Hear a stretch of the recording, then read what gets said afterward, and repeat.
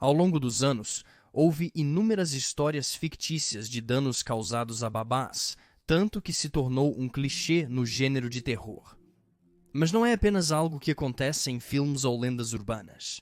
Existem inúmeros casos da vida real envolvendo babás desaparecidas e assassinadas que são perturbadores e muito, muito piores do que as coisas que vemos na ficção. Junte-se a nós no episódio de hoje, enquanto exploramos 3 terríveis assassinatos de babás não resolvidos.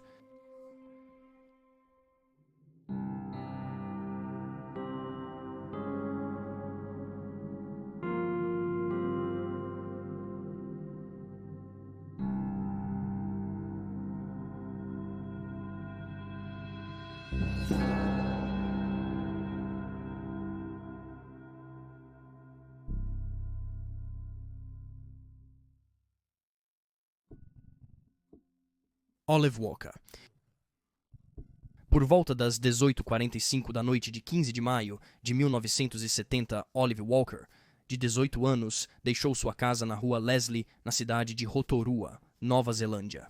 Ela planejava visitar sua irmã para que pudesse cuidar de seus filhos naquela noite, e embora ela devesse ir para a rua Malfroy, ela foi vista pela última vez no que era então o Teatro Odeon, na rua Pukaki, às 19h50. A irmã de Olive, Mary, esperou sua irmã mais nova aparecer, mas ela nunca apareceu. Foi apenas na manhã seguinte que ela soube que um corpo havia sido encontrado. Às 23h30 de ontem, um grupo de adolescentes encontrou o corpo de Olive. Ela havia sido espancada, sexualmente agredida e abandonada à beira da estrada. Acredita-se que o assassinato da jovem de 18 anos ocorreu por volta das 21 horas, sendo ela atacada e seu corpo deixado na rodovia. No entanto, o horrível assassinato de Olive nunca foi resolvido, embora tenha havido vários suspeitos ao longo dos anos, com a polícia analisando até 100 possíveis suspeitos. Em 2007, a polícia confirmou que um desses suspeitos era um criminoso sexual que estava atualmente atrás das grades. O nome dele surgiu na investigação depois que detetives trabalharam com o psíquico australiano Dan Weber para produzir um retrato falado do suspeito. E ao investigar seu passado e histórico criminal, eles consideraram possível que o homem fosse responsável pelo estupro e assassinato de Olive.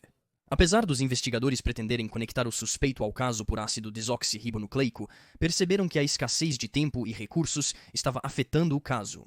Um artigo mais recente do New Zealand Herald, em 2018, notou que este suspeito agora estava fora da prisão e ainda residia na área de Rotorua. As autoridades declararam que não há planos imediatos para entrevistá-lo sem informações substanciais para apresentar a ele. Até hoje, ainda é desconhecido quem é esse homem e se ele é responsável pelo crime, e embora em 2018 os investigadores estivessem procurando evidências forenses para avançar o caso, ele permaneceu parado. Não houve progresso no caso de Olive nos últimos anos e, infelizmente, não parece haver muitas informações sobre a investigação inicial na internet. Olive foi descrita como uma menina tímida, com poucos amigos, e era apenas uma entre 11 irmãos. O pai faleceu em 1982, com 76 anos. Mary, sua irmã mais velha, atribuiu a morte dele ao assassinato de Olive, pois ele nunca mais foi o mesmo após o ocorrido. Ela afirmou: "A pressão e o estresse, isso o matou." Mary acrescentou que não tem certeza se quer saber o que aconteceu na noite em que sua irmã foi morta, devido à dor que seria reviver tudo novamente. Ela disse ao New Zealand Herald, em 2005, "Não me faz sentir bem que ninguém foi pego por isso, mas se acontecer, acontece. Tenho certeza que todos querem justiça, porém já se passaram 35 anos." O caso Olive permanece sem solução. Se você tem informações sobre o assassinato dela, pode entrar em contato com o Disque Denúncia pelo 0800 555 111 ou ligar para a Delegacia de Polícia de Rotorua no 07 348 0099 Cheyenne Vasquez. Em 8 de abril de 2002, o corpo da jovem Cheyenne Vasquez, de 14 anos, foi encontrado parcialmente submerso em um lago de drenagem em Boise, Idaho. Desapareceu em janeiro daquele ano. Cheyenne foi vista pela última vez viva no dia 16 de janeiro, por volta das 21 horas, quando foi vista em uma loja de conveniência na esquina das ruas Maple Grove e Overland, em Boise. Segundo relatos, um homem chamado Ramiro Granado a deixou lá neste horário, deixando-a fazer seu próprio caminho para casa. De acordo com artigos de notícias, Cheyenne cuidava dos filhos de Granado, um amigo da família, na casa dos 30 anos desde que ela tinha 13 anos, mas a situação não era ideal para ela, pois Granado supostamente fornecia álcool a Cheyenne e se comportava de maneira inadequada com ela. Cheyenne, que não voltou para casa na noite de 16 de janeiro, foi considerada desaparecida apenas 3 semanas depois, em fevereiro. Sua avó alegou que não denunciou o desaparecimento da jovem de 14 anos porque acreditava que ela estava ou com uma amiga ou tinha ido ver sua mãe, que na época morava na cidade de Nampa, Idaho. No entanto, quando ela finalmente foi listada como desaparecida, parecia que a polícia não estava interessada em perseguir leads. Ela foi descartada como uma fugitiva e a investigação sobre seu desaparecimento foi praticamente inexistente. No dia 8 de abril, funcionários de uma empresa de jardinagem que trabalhavam no Parque Empresarial Eagle, na área onde ela foi vista pela última vez, descobriram o corpo de Cheyenne. Foi identificada dias após ser encontrada. Embora ela estivesse lá desde janeiro, seu corpo não foi notado devido ao excesso de vegetação, pois a área não foi mantida durante o inverno. Ela usava apenas um sutiã e jeans desabotoados, puxados para baixo dos quadris. Embora muitos relatórios observem que a causa da morte não pôde ser encontrada devido ao estado do corpo, Cheyenne foi descrita como estando inchada e com hematomas ao redor da boca e de um olho, levando os investigadores a tratar sua morte como suspeita, e ela tinha um nível de álcool no sangue de 0,11. No local, outro item de roupa foi recuperado, uma blusa de moletom que logo foi determinada pertencer a Ramiro Granado. Pouco tempo depois, ele se tornou o principal suspeito dos investigadores. Em 2003, Granado confessou ter estuprado Cheyenne no dia do seu desaparecimento, após as autoridades encontrarem evidências de ácido desoxirribonucleico em seu caminhão. Ele também confessou ter dado álcool para ela. No entanto, ele negou estar envolvido com o assassinato.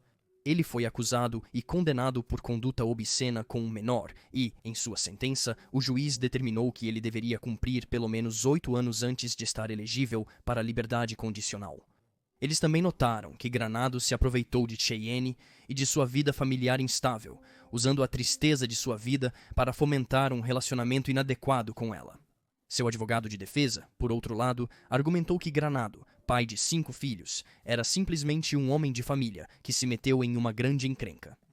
Granado tentou várias vezes reduzir sua pena sem sucesso. Em 2014, sua liberdade condicional foi novamente negada e ficou decidido que ele não teria mais direito a recurso automático de liberdade condicional bienal.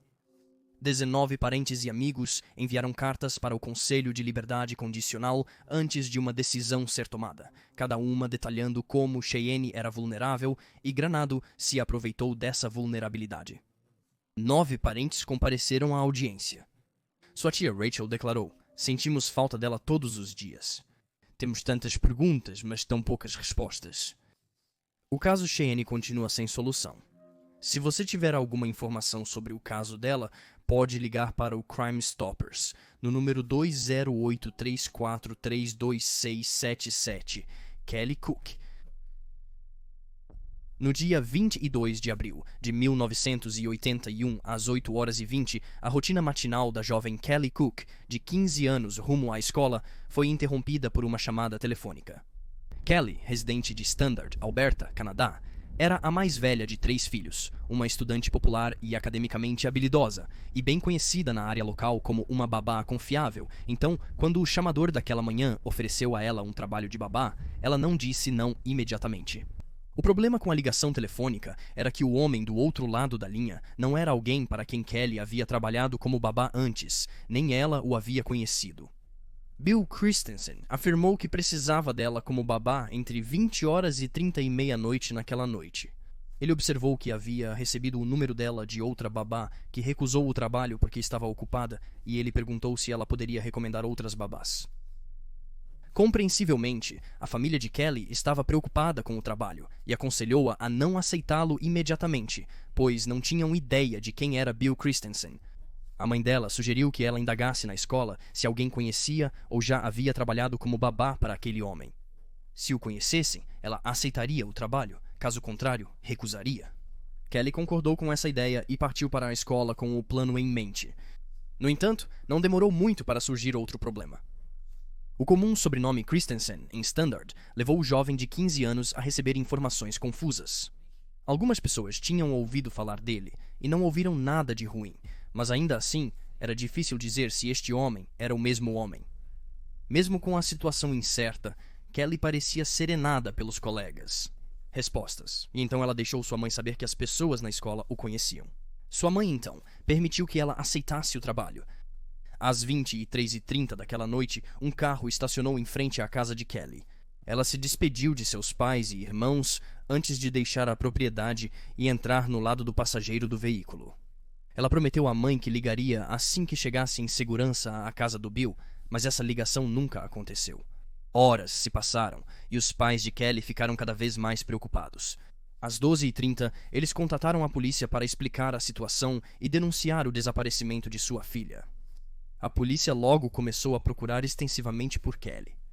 Veículos foram parados, os ocupantes questionados, bosques, valas, celeiros e campos foram todos vasculhados e oficiais foram enviados para verificar os lugares frequentados por Kelly, mas não havia nenhum rastro da jovem de 15 anos. Dias se transformaram em semanas, e semanas se desdobraram em meses.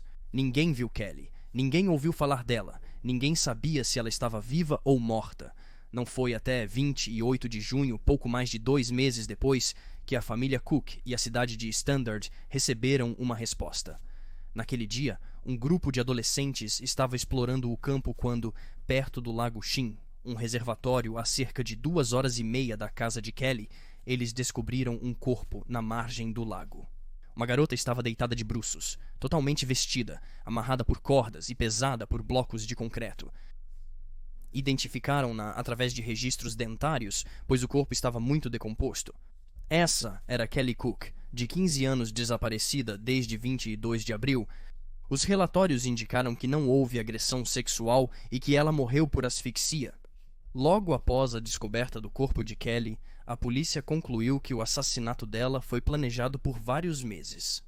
Não foi um crime impulsivo e havia sido cuidadosamente planejado. O único suspeito no caso era Bill Christensen, o homem que ligou para Kelly e a pegou na noite de seu desaparecimento. Ele é descrito pela família de Kelly como tendo entre 30 a 45 anos, pesando cerca de 82 quilos e com cerca de 1,78 metros de altura. Ele tinha a pele bronzeada pelo tempo, cabelo escuro curto, um nariz com uma ponte grande e um rosto redondo. A família acrescentou que ele parecia pouco atraente. Notavelmente, quando essa descrição do assassino de Kelly foi divulgada, um proprietário de posto de gasolina local entrou em contato com os investigadores para informar que alguém de aparência semelhante esteve em sua loja no dia do desaparecimento de Kelly e pediu para usar seu telefone. O homem, segundo o proprietário, tinha cerca de 5 pés e 9 polegadas, com cabelos pretos encaracolados e pele morena. Ele aparentemente tinha uma atitude desagradável e discou um número local. O proprietário do posto de gasolina ouviu a chamada, que se referia a babysitting. No entanto, esse homem nunca foi identificado e questionado. Ainda não está claro se ele é o mesmo homem que pegou Kelly na noite de seu desaparecimento. De forma arrepiante, um relatório afirma que pouco depois da morte de Kelly, quando seu corpo estava em uma funerária em Calgary no dia 2 de julho, um homem não identificado exigiu ver seu corpo, alegando conhecer a família. Ele foi negado, no entanto, e eventualmente saiu. Os detetives notaram que o paradeiro do corpo de Kelly naquele momento não era de conhecimento comum. Não está claro como ele sabia que ela estava lá. Não se sabe quem era o homem, mas a polícia acha que pode ter sido o assassino de Kelly. Durante a investigação, mais de 2.000 possíveis suspeitos foram investigados pela polícia, e embora o caso ainda esteja ativo, ainda não há respostas para a família de Kelly. Sua irmã mais nova, Marnie, disse à Global News, é apenas a vida agora. É apenas com o que tivemos que aprender a viver.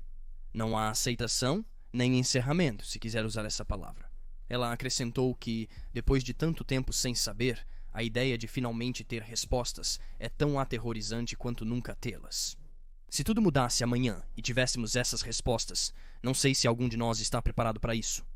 A justiça responsabiliza esse indivíduo, mas não a traz de volta para casa. Isso não muda nada.